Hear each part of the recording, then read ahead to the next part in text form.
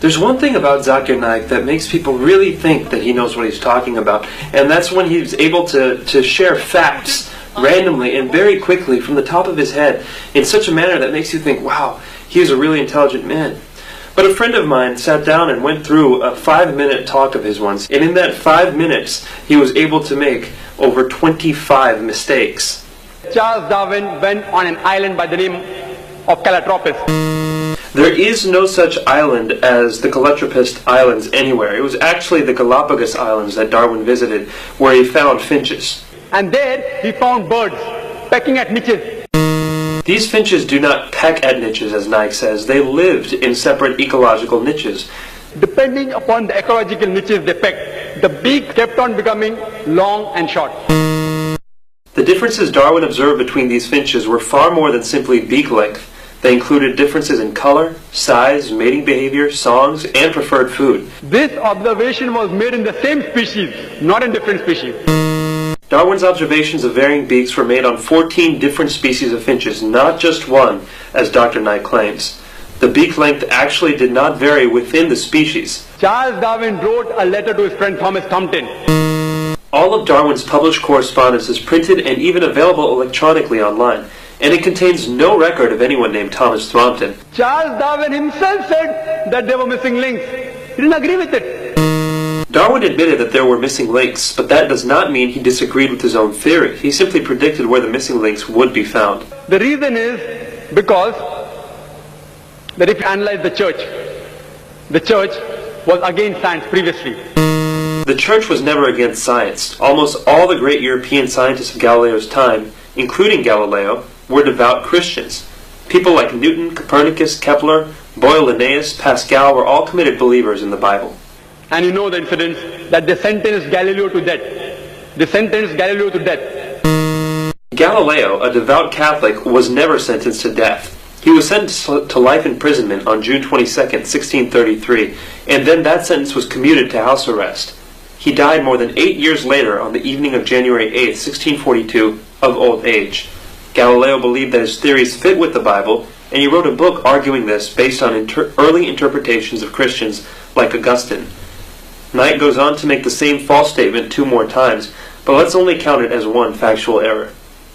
So all the scientists, most of them, they support the theory because it went against the Bible, not because it was true. Actually, most scientists did not support Darwin's theory for many years, and most of these same scientists revered the Bible. Basically, this account by Dr. Naik is a total fabrication. All the sages, Lucy, there were 4 hominids. Everything Dr. Naik says here is wrong. There is no such word as hominites. He must mean hominids. Science tells us that there are 4 hominids. There are not a mere 4 hominids. There are at least 14. First is Lucy, along with its guide, the Australopithecus. There is no such hominid as the Dapsnopithecus. Lucy was an Australopithecus afarensis, which died about 3.5 million years, the Ice Age. The Ice Age was not 3 1/3 million years ago. It was between 1.6 million years and 10,000 years ago. Then next came the Homo sapiens, who died about 500,000 years ago. Homo sapiens did not die out 500,000 years ago. You and I, and even Zakir Naik, are Homo sapiens. Then came the Neanderthal man. According to evolutionary theory, Neanderthal man was not on the direct line to modern man, but an Ice Age offshoot. The Neanderthal man, who died 100 to 40,000 years ago. Neanderthal man went extinct 30,000 years ago, not 100 to 40,000 years ago. Then came the 4th stage, the Cro-Magnon. Cro-Magnon man is the same thing as Homo sapiens, which Naik had mentioned as a different earlier species. There is no link at all between these stages. Actually, evolutionary biologists have found many examples of what they claim to be links between these stages. For example, Homo habilis, Homo ergaster, and Homo heidelbergensis. If you know of Sir Albert Georgi, who got the Nobel Prize for inventing the vitamin C. Georgi didn't invent vitamin C, he discovered it. Vitamin C is a naturally occurring substance that doesn't need to be invented. He wrote a book, The Crazy Ape and Man, against Darwin's theory. Albert said Georgi's book was not called The Crazy Ape and Man, but simply The Crazy Ape, and it was not a refutation of evolution, but a sociological commentary.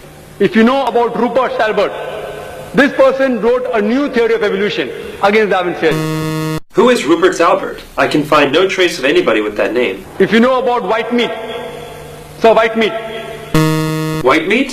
Who is Sir Whitemeat? For the fourth time, no trace can be found of anybody with this name. At lower level, an amoeba, at lower species level, amoeba can change to paramecia.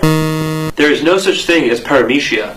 Perhaps he means paramecium, but the evolutionary change of an amoeba to a paramecium is far more dramatic biologically than the relatively small biological difference between apes and humans. According to Francis Crick, who's authority in this field, he said it is unimaginable. There is no such person as Henses Crick. Naik probably means Francis Crick, the co-discoverer of DNA. Francis Crick believes fully in evolution.